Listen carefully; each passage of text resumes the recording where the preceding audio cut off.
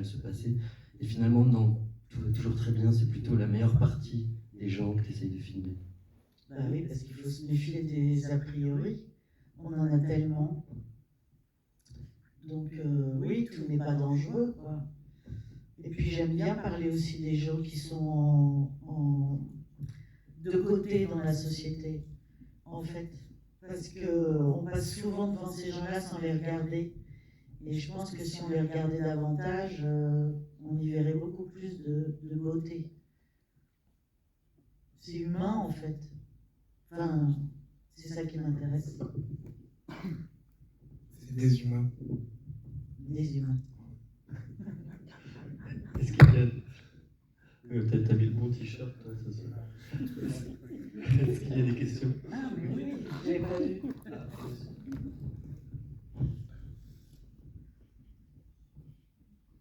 Bonsoir, j'ai deux questions. La première, est-ce qu'il y a, pour le tournage, il y a combien de journées de tournage? Il y a 6 semaines, c'est ça? Oui. Et la deuxième question, le budget du film? Pas beaucoup, hein. 1 million? Non, un peu plus. Parce que... Pardon? 1,5 million? Ouais. Ça change quoi? Est-ce l'argent qui est intéressant? Ça fait partie de mes démarches aussi, l'argent. En a-t-on besoin pour... je sais pas. Merci, c'est tout.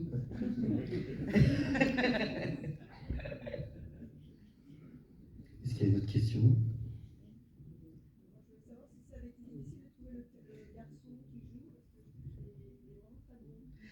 Alors ça c'est vrai que c'est une question parce que en fait avant de le trouver, on m'a toujours dit oh là là, tu cherches un enfant qui porte quand même aussi le film en grande partie sur ses épaules. Et j'ai toujours entendu dire qu'il fallait voir 150 enfants, 200 enfants. Et en fait, on m'a envoyé des petites vidéos, puisque c'était le Covid, et j'essayais de déplacer le moins de monde possible avant de rencontrer les personnes. Et au bout du 4e enfant, je l'avais trouvé. Donc j'ai arrêté le casting. Il est rentré, il a passé la porte, je l'ai regardé, j'ai dit c'est lui. Il n'avait rien fait, il n'avait même pas fait d'essai, rien. Et après, j'ai rappelé Nadia, j'ai dit est-ce que tu peux venir faire un peu des scènes avec lui? Et puis j'avais trouvé la chair de mes personnages. Ça s'est fait très vite. J'ai eu beaucoup de chance. Oui, bah, ça fait partie de... Et Nadia aussi. Donc ils ont ce... Et pour le casting de Félix, comment ça s'est passé? Bah, Félix, en fait, curieusement, je l'avais vu dans Sauvage. Et j'ai trouvé cet acteur absolument incroyable. Et donc, je les garde en moi, puis j'aime bien aller chercher ce que j'ai pas vu pour prendre un acteur, en fait. Je sais pas, je voyais en lui autre chose que ce que j'avais vu dans Sauvage. Et j'aime bien sortir les gens de leur zone de confort ou là où ils sont, parce que comme ça, j'ai l'impression de les inventer pour mon monde à moi, quoi. Franchement, je veux dire, le gosse, c'est notre gosse, quoi, ça se voit. Non. Si, moi je trouve, j'y crois. D'ailleurs, Sauvage se termine dans la forêt, il me semble. Peut-être aller chercher où il était. C'est la suite directe. Il y a d'autres questions. Alors oui, c'est pas vraiment une question. En fait, je vous remercie pour cette poésie. Et c'est tout le temps un ravissement. Soit c'est la forêt, les personnages sont vraiment extra, que ce soit l'enfant, l'homme ou la femme. Oui, c'est ça. Et voilà, c'est ça aussi. Je voulais dire merci pour cette poésie, le lien avec la nature, mais aussi le rapport avec la personne âgée. Et ça, c'est sublime de rendre cette personne belle sans artifice. Et voilà, donc c'était pas des questions. Bah, merci beaucoup pour cette jolie poésie. Merci beaucoup de dire ça, mais c'est rare d'avoir des films de cette académie. franchement, merci parce que le rôle de Madeleine, pour moi, est essentiel. Et c'est lié aussi, en plus, c'était fou parce que pendant justement les problèmes de Covid et tout, on avait tous ces problèmes de nos personnes âgées qui étaient dans les EHPAD et on ne pouvait plus les voir. Et ce film était là. Et je me disais, mais voilà, parce que finalement, la transmission, c'est important et qu'on a tendance à considérer que les personnes âgées, on doit les mettre à l'écart. Et c'est bien au contraire, en fait, parce que on en a besoin aussi. Et ce partage et cette reconstruction d'une famille, pour moi, me semblait très, très, très important dans la société dans laquelle on est. C'est-à-dire que ça aborde tous les âges, l'enfance par l'ancien, comme autrefois, en fait. Pour moi, c'est un film qui est totalement intemporel. Il n'y a pas de rapport à ce qu'on vit, mais c'est ça qu'on doit être. Il ne faut pas l'oublier, quoi. Moi, j'ai des amis de tous les âges, j'ai des amis de 90 ans, j'ai des amis de 17 ans. Je veux dire, peu importe, en fait, c'est ce que sont les gens qui comptent. C'est pas quel âge ils ont, en fait, on s'en fout, quoi. Ce qui est assez touchant aussi par rapport au personnage de Madeleine, pas seulement dans le film, mais aussi dans sa fabrication, c'est que quand elle était sur le tournage, elle venait très récemment de perdre son mari, elle se retrouvait un peu à incarner quelque chose qu'elle vivait au jour le jour. Et on sentait aussi que cette scène de table, parce qu'il y a quand même des moments où, de son âge, elle décrochait un peu de la réalité. Vous savez qu'il y a des moments où on tournait et elle ne savait plus, en fait. Exactement, donc c'était beau parce qu'elle vivait ça. Et là, j'ai envie de lui dire, parce que c'est aussi touchant qu'elle est en EHPAD maintenant. Tu dis que tu voulais amener le film là-bas. Oui, alors c'est vrai qu'aujourd'hui, justement, je n'avais pas de nouvelles de Claudine Axe qui joue le rôle de Madeleine. Et donc, j'ai essayé d'appeler son agent, elle ne répondait pas. J'ai appelé la production, j'ai passé en fait une grande partie de mon après-midi à retrouver Claudine. Et j'ai eu finalement sa fille qui m'a dit, tu sais, depuis 2 ans, Madeleine a quitté sa maison. Déjà, c'est quelque chose de quitter sa maison et son univers, et c'est devenu très compliqué, donc elle est dans un EHPAD. Et je disais, alors comment est-ce qu'elle ne va pas pouvoir venir voir le film, etc. Elle me dit non, et puis j'ai pas envie, parce que je pense qu'elle est devenue très diminuée, de la faire venir dans une projection, de voir comment elle est aujourd'hui. Et j'ai dit, alors, c'est pas elle qui va venir au film, c'est le film qui va venir à elle. Et donc, on va organiser une projection dans l'EHPAD où elle est, avec tous les pensionnaires, comme ça, elle verra le film avec tout le monde. Et voilà, sa fille a dit, mais ça serait tellement contente, parce que finalement, ça va devenir la star de l'EHPAD. Et donc, je me suis dit, c'est génial, voilà. Donc on va bouger le cinéma là où il n'est pas. Et c'était mon grand projet de la journée. Et Félix, là on parlait du fait que Fabienne t'avait vu dans Sauvage et voulait t'emmener dans ce film. Alors toi, qu'est-ce qui t'a touché dans ce scénario? Qu'est-ce qui t'a amené au film, toi? Je sais pas, ça fait 15 minutes que vous entendez Fabienne parler. Alors, lors d'un entretien, moi j'ai entendu Fabienne me parler, puis j'ai eu envie qu'elle me parle plus, donc j'ai fait son film, quoi. Voilà, je sais pas. Puis jouer avec un enfant, c'est quand même. C'est quand même bien. C'est vraiment intense, c'est un peu inépuisable, comme moi, sauf au niveau corps vocal, mais au niveau de l'imagination. Et du coup, c'était. Je sais pas.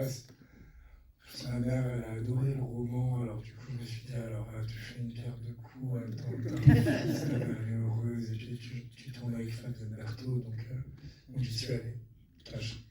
Ce qui était étonnant d'ailleurs, c'est qu'on a commencé le film, t'étais pas là, on a commencé avec Tom tout seul, et Donc Tanguy, ce petit garçon, était très réservé, très sérieux.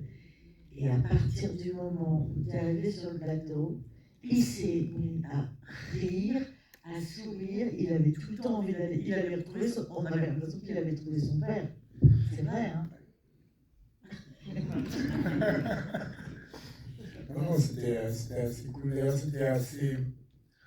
Il y a des moments assez mystérieux dans le cinéma où la fiction et la réalité, il y a des croisements. Enfin, et puis là, il y avait des scènes là où on se regardait avec Tanguy, et puis ben, je sentais qu'il y avait un truc d'admiration qu'il devait jouer pour son père, qui était peut-être aussi pour tous les types d'acteurs que je lui ai donnés sur le plateau, parce que franchement, je lui ai appris son métier et tout.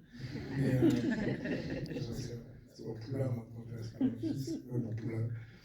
Mais ouais, c'était vraiment beau. Et puis Nadia, c'est quand même une actrice géniale, très bonne ambiance. Enfin, c'était vraiment chouette.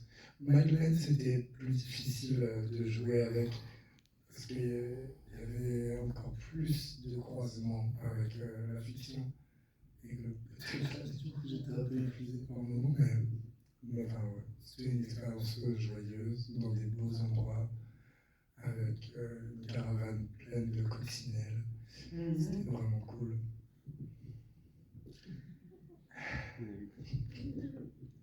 On a eu le plaisir et la chance de lire le scénario et de voir ensuite travailler et de voir le résultat sur grand écran, et on voit des grandes différences. Et tu nous dis souvent que le scénario, toi, c'est ton problème, et que tu tiens ta liberté directement sur le tournage, et que c'est là que se fait le film, que le scénario te fait chier, en fait. Mais non, mais le scénario, on ne peut pas tout savoir, donc c'est une trame, en fait. Moi, je pense que c'est le squelette, c'est comme si c'est notre squelette, mais on n'a pas la chair. Donc c'est une base, quoi. On s'appuie dessus, mais de toute façon, moi, quand j'écris, je ne sais pas qui va jouer. Donc en fonction après des acteurs que je choisis, je réécris tout. Parce que je vais chercher ce que j'ai aimé en Nadia, en Félix, en Tom, pour refaire une espèce de cohérence et d'harmonie. Et puis souvent, sur papier, on a besoin d'expliquer beaucoup de choses. Mais après, sur le tournage, un regard suffit. On n'a pas besoin de dire la phrase. Donc j'enlève les phrases. Et le regard dit ce que la phrase voulait dire, en fait, c'est tout. Donc voilà, c'est une étape indispensable à trouver l'argent également. Donc ça, il faut faire attention. Mais après, moi, le scénario, je m'en fiche. C'est vrai.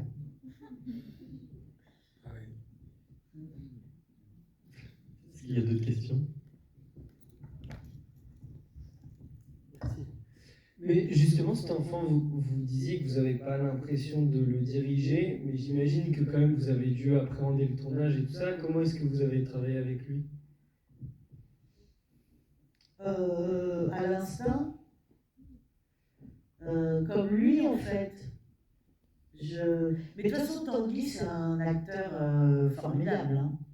C'est-à-dire qu'il a la compréhension du jeu qui est assez étonnante pour un garçon de son âge.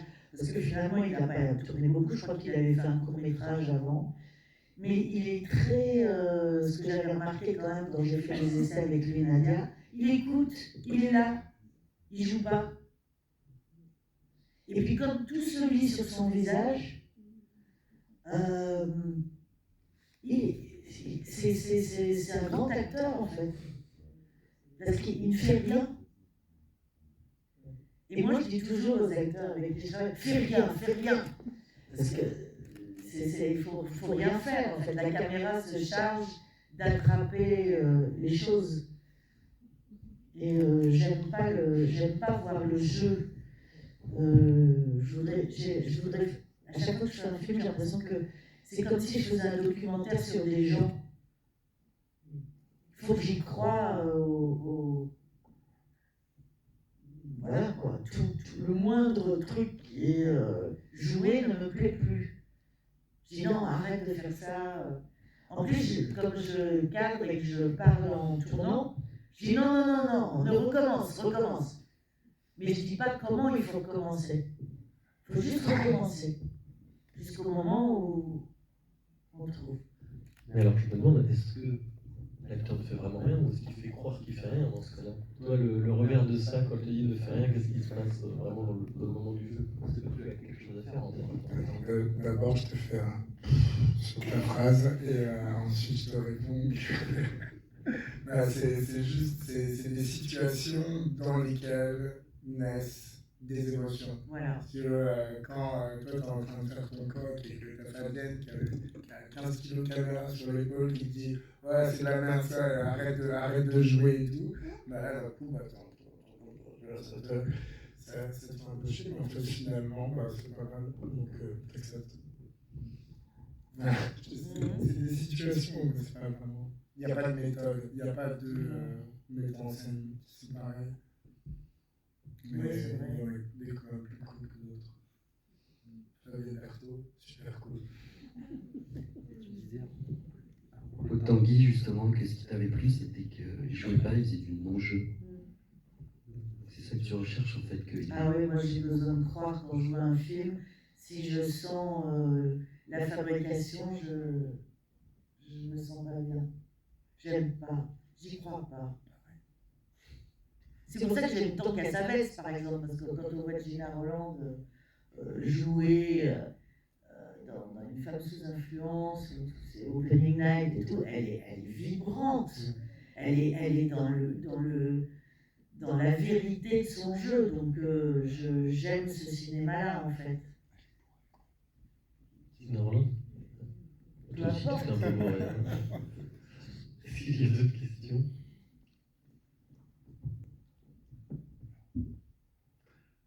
Alors, moi, une question que j'ai, c'est quand on disait de faire toujours le même film, là sur celui-ci, quand tu as commencé vraiment à préparer le tournage, à faire ton mood board, comment tu as axé, voilà, je sais pas si tu t'es dit, je repars à peu près sur la même base, mais cette fois je vais où? Je me dis jamais ça, moi à chaque fois j'ai l'impression que c'est nouveau, donc après je fais le même film, mais c'est pas conscient peut-être, parce que j'ai toujours l'impression que je repars à zéro, et de toute façon c'est pas...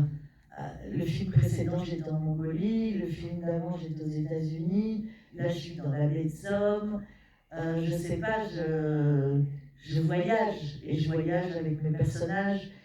Et j'adore les repérages, justement parce qu'à chaque fois je me dis, par exemple le château de Madeleine, je crois que dans le scénario c'était pas un château, mais quand j'ai rencontré cet endroit en me promenant, qui était dans son jus, parce que c'est pas des décors, hein, c'était comme ça.